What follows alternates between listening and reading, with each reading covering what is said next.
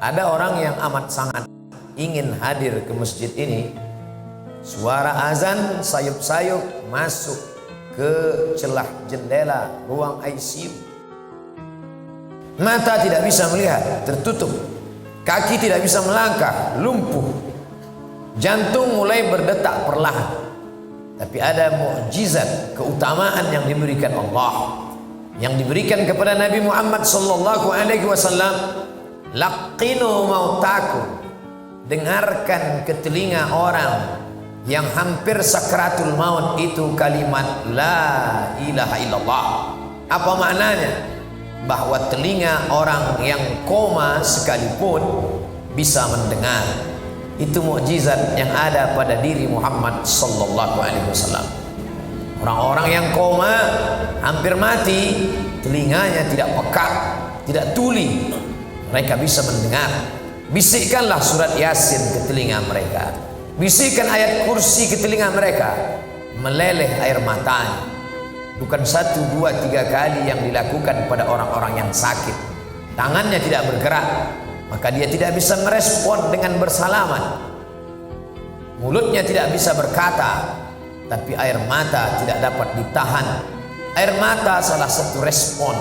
Dia tidak sedih, dia tidak sedang berduka, dia hanya ingin memberitahu bahwa aku mendengar suara. Saat suara azan masuk ke telinganya, dia sangat ingin datang ke masjid ini. Tapi saat itu apalah daya, kaki tak dapat dilangkahkan, tangan tidak dapat dihayunkan. Oleh sebab itu nikmat itu baru kita syukuri ketika dia sudah dicabut dari diri kita. Hari ini kita tidak menganggap nikmat sehat ini nikmat yang besar, karena setiap hari kita sehat. Tapi begitu terasa badan panas dingin, barulah kita merasa, oh, ada satu nikmat yang sudah tercabut. Ada saudara kita yang amat sangat ingin bersama dengan kita, tapi tidak bisa, karena satu nikmat diambil oleh Allah. Nikmat itu bernama nikmat sehat. Tapi ada di luar sana yang sehat, matanya sehat, kakinya sehat, semuanya sehat. Tapi ada nikmat terbesar yang dicabut dari dirinya, yaitu nikmat iman dan Islam. Alhamdulillah, siang hari Jumat yang penuh barakah, dua nikmat itu masih bersemayam dalam badan kita. Kita masih sehat dan kita masih berkata lantang di hadapan Allah, wajjahtu wajhiya, aku hadapkan wajahku bukan kepada pejabat, bukan kepada orang kaya, lillazi fataras samawati wal ard, kepada dia yang menciptakan langit dan bumi, hanifan, aku condong kepada kebenaran, musliman, aku seorang muslim yang hanya berserah diri kepada Allah. Aku tidak serahkan diriku kepada atasanku, aku tidak serahkan diriku kepada hartaku, aku tidak serahkan diriku kepada manusia. Musliman, aku seorang muslim yang hanya berserah diri kepada Allah. Wa ma ana minal musyrikin, aku tidak persekutukan Allah dengan apapun. Aku tidak duakan dia dengan benda, aku tidak duakan dia dengan manusia. Aku hanya menyembah dia yang esa, tunggal, tak berbilang. Qul huwallahu ahad, katakan Allah esa, Allahus samad, meminta, berharap hanya kepada dia. Iyyaka na'budu, kepada engkau kami menyembah, wa iyyaka nasta'in, kepada engkau juga kami meminta pertolongan. Oleh sebab itu di antara rukun khutbah Jumat, kalau sampai khatib lupa mengucapkannya, maka batal khutbah. Kalau khutbah batal, maka batal solat Jumat. Karena rukun solat Jumat mesti ada khutbah Jumat. Man lagha fala jum'atalah, siapa yang tidak mendengar khutbah Jumat, siapa yang melakukan perbuatan sia-sia, maka tiada Jumat baginya. Solat Jumat bukan sekedar 2 rakaat. Salat Jumat bukan sekedar iftitah, Fatihah, rukuk, sujud, i'tidal, salam. Salat Jumat adalah mendengarkan pesan syukur kepada Allah dengan mengucapkan alhamdulillah, berselawat kepada Rasulullah, bil khusus pada hari Jumat sebagai tanda ingat. Man shalla alayya salatan, siapa yang berselawat kepadaku 1 kali saja, sallallahu alaihi biha asyra, Allah balas 10 kebaikan. Wa hutat anhu asyara sayyiat, ditutupi 10 dosa, silap dan kesalahan. Wa rufi'at lahu asyara darajat, dinaikkan 10 derajat tingkatan kemuliaan di hadapan Allah Subhanahu wa taala. Datang dari Fakfak menuju Jakarta, singgah sebentar di kota Sorong. Ini bukan kota tujuan. Ini hanya kota persinggahan saja. Sementara pesawat tiba, maka duduklah sejenak. Begitulah agaknya hidup ini. Ini bukan negeri kita, ini bukan tujuan utama. Kita datang dari alam roh, selesai dari alam roh singgah sebentar di alam rahim. 9 bulan 10 hari sampai masanya kita pindah ke alam dunia. Di alam ini tidak lama. Kata Nabi, umur umatku baina sittina wa sab'in. Ada yang 60, ada yang 70, sedikit sekali yang lebih. Lalu kemudian setelah itu berpindah ke alam berikutnya disebut dengan alam barzakh. Di alam barzakh berapa lama? Sementara malaikat meniupkan sangkakala. Ketika ditiupkan terbelahlah langit, naiklah air laut ke darat, tumpah manusia. Setelah itu kita pun akan bangkit, terjadilah hari kiamat. Setelah itu barulah kita akan menempati akhir dari segalanya. Itulah alam yang kekal abadi. 2 kali diulang dalam Al-Quran. Walal akhiratu khairul laka minal ula. Akhirat itu lebih baik daripada dunia. Wal akhiratu khairu wa abqa. Akhirat lebih kekal, lebih baik, lebih abadi. Oleh sebab itu kalau ada orang yang sampai di airport ini merasa inilah tujuan, dia salah baca tiket, dia salah baca, salah mengerti, salah paham. Ini bukan tujuan utama, ini hanya tempat persinggahan semata. Kalau ada yang melihat pesawat sudah datang untuk membawa ke destinasi terakhir, tapi dia tetap duduk santai, ada 2 kemungkinan. Yang pertama, ini orang tidak mengerti hakikat transit. Yang kedua, bahwa ini orang mungkin akalnya sudah hilang. Rufi'al qalam, mereka memang tidak dicatat amalnya. 3 orang ini memang tidak diakui kehidupannya. Anis sabi hatta yahtalib, anak kecil sampai akil baligh. Anil naim hatta yastayqiz, orang tidur sampai bangun tidur. Anil majnun hatta yafiq, orang gila sampai sembuh. Oleh sebab itu ketiga orang ini tidak dianggap saat transit. Banyak anak-anak yang tertinggal karena tidak mengerti tujuan akhir.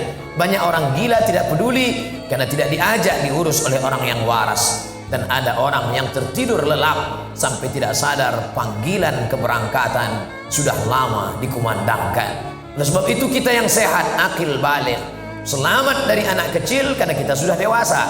Kita tidak tidur karena kita terjaga. Dan kita bukan orang gila karena kita adalah orang yang akil, berakal, baligh, umur sudah sampai. Maka kita dibebani hukum. Sadarlah bahwa ini hanya tempat persinggahan. Berapa lama kita di sini? Idza jaa ajaluhum, kalau waktu transit sudah tiba, la yastakhiruna sa'atan, tidak ada dapat menunda walau sesaat pun. Wala yastaqdimun, tidak pula dapat dimajukan walau sesaat. Apapun jabatanmu, apapun kekuasaanmu, siapapun engkau, kalau sudah waktu keberangkatan tiba, maka engkau akan berangkat sampai akhirnya engkau kembali kepada tujuan yang utama. Dan Allah memanggil, ya ayyatuhan nafsul mutmainnah, wahai jiwa-jiwa yang tenang, irji'i, kembalilah ke kampung halamanmu yang asli, radiyatan, dalam keadaan jiwamu menerima ridha, mardiyah, dan Allah pun senang karena kau pulang ke tempat yang kekal dan abadi. Fadkhuli fi ibadi, masuklah dalam golongan hamba-hambaku yang saleh. Fadkhuli jannati, masuklah ke dalam surgaku.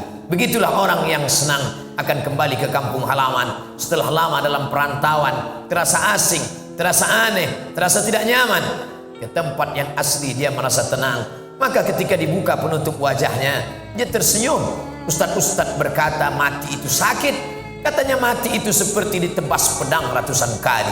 Ada yang mengatakan mati itu seperti kambing hidup dikuliti. Ada yang mengatakan hidup itu, mati itu seperti mata kail pancing ditarik dari kulit yang basah. Daging-dagingnya ikut keluar, terburai. Kenapa dia tersenyum? Ternyata dia tersenyum karena bayang-bayang kampung halaman sudah tampak di pelupuk mata. Dia disebut dengan syahid. Syahid artinya melihat.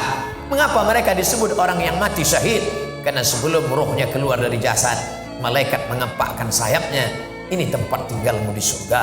Ini sahabatmu nanti di sana. Ini tempat tinggal dengan air yang mengalir. Mala a'yunun ra'at, belum pernah dilihat mata. Wala udhunun sami'at, belum pernah didengar telinga. Wala khatara ala qalbi bashar, belum pernah terlintas di hati manusia. Orang heran, mengapa dia tersenyum? Tapi orang yang mengerti, faham, 14 abad yang lalu Nabi kami sudah berpesan, ada orang-orang yang melihat tempat tinggalnya sebelum dia meninggalkan tempat transit yang sementara ini. Bolehkah kita bermain-main di sini? Jangan. Ini tempat mengumpul kekuatan. Sementara penerbangan tiba, sempatkan ke toilet. Mungkin nanti akan sulit buang air kecil. Sementara penerbangan tiba, sempatkan meluruskan tulang belakang. Mungkin nanti duduk perjalanan akan panjang. Sementara penerbangan tiba, sempatkan menarik nafas. Mungkin ada makanan yang bisa disantap, karena nanti perjalanan akan panjang. Ini tempat mengumpulkan kekuatan. Carilah harta sebanyak-banyaknya. Untuk apa? Untuk bersedekah kepada anak yatim. Karena itu nanti yang akan mendekatkan dengan Nabi Muhammad sallallahu alaihi wasallam. Carilah rezeki sebanyak-banyaknya, bukan untuk di tempat ini, tapi untuk mendirikan sekolah, untuk membantu fakir miskin. Karena itu nanti yang akan menolong ketika tempat tujuan tiba. Buatkanlah sumur bor, karena air akan mengalir di tenggorokan orang yang susah. Begitu pula lah air itu akan menetes di liang lahat kubur penantian yang panjang. Man taraka dunyahu li akhiratihi. Apakah orang yang baik itu orang yang meninggalkan dunia lalu dia hanya hidup untuk akhirat saja? Bukan.